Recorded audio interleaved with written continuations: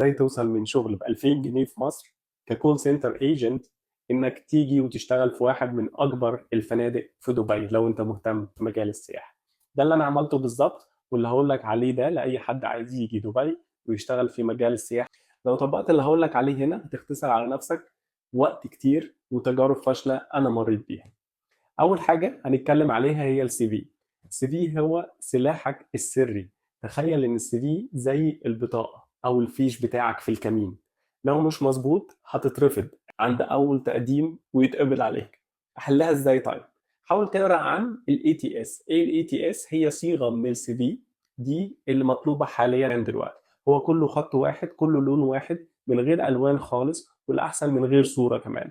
لو انت ضايف لينكد ان بروفايل طبعا هيخش عليه ويشوفوه.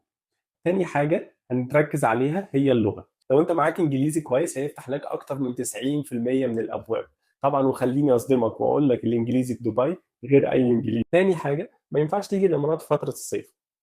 الفترة بتاعت الصيف هي عبارة عن فترة أجازات وفترة حر جدا. لازم تيجي من آخر سبتمبر لديسمبر عشان دي تكون الفترة الفنادق والشركات بيفتحوا فيها توظيف عشان قبل الهاي سيزون اللي هو النيو يير. استغل الصيف في سماع إنجليزي يوميا من المصادر اللي أنت بتحبها عشان ما تملش، زي أفلام أو البودكاست. وممكن تبطئ اللي أنت بتسمعه شوية وتبدأ تقلد اللي أنت بتسمعه. إحنا بنتعلم بالتقليد زي الأطفال بالظبط، لأن دي هي الفطرة بتاعتنا.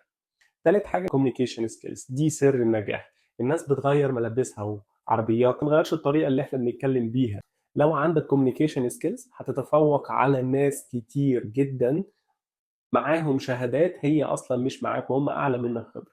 ممكن ارشح لك كتاب نون فايلنت كوميونيكيشن. الكتاب ده هيفتح عقلك على عالم جديد من التواصل مع البشر، من اول حتى الاطفال لحد مديرك في الشغل وحتى مراتك اللي خانقاك كل يوم. تعرف اصلا اللي في حاجه اسمها فوكال ايمج؟ ايه الفوكال ايمج؟ هي زيها زي هيئتك والانطباع اللي الناس بتاخده عنك اول ما تشوفك. نفس الفكره بالظبط لما تبدا تتكلم في الانترفيو. مع اول كلمات بتخرج منك اللي قدامك بيحدد انت قبلت ولا لا. تخيل مثلا لو انت عندك بيانو بيكون فيه 88 نغمه، تخيل انا وانت بنتكلم بنغمه واحده او نغمتين طول عمرنا. تمام؟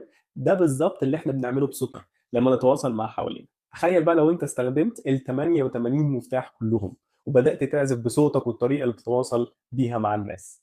دي حاجه من الحاجات اللي احنا هنحكي عليها، والمحتوى اللي انا هنزله ان شاء الله نقدر نفيد الناس بقدر الامكان. ما تنساش تتابعني لو انت مهتم، وقول لي في الكومنتس لو انت جربت قبل كده تقدم في الامارات او تقدم بره. اكبر تحدي ممكن يكون قبلك. لو عايز تفاصيل اكتر عن كل نقطه احنا اتكلمنا فيها سيب لايك واكتب لي في الكومنت وانا هرشح لك مصادر مجانيه تقدر تتعلم منها اكتر. سلام.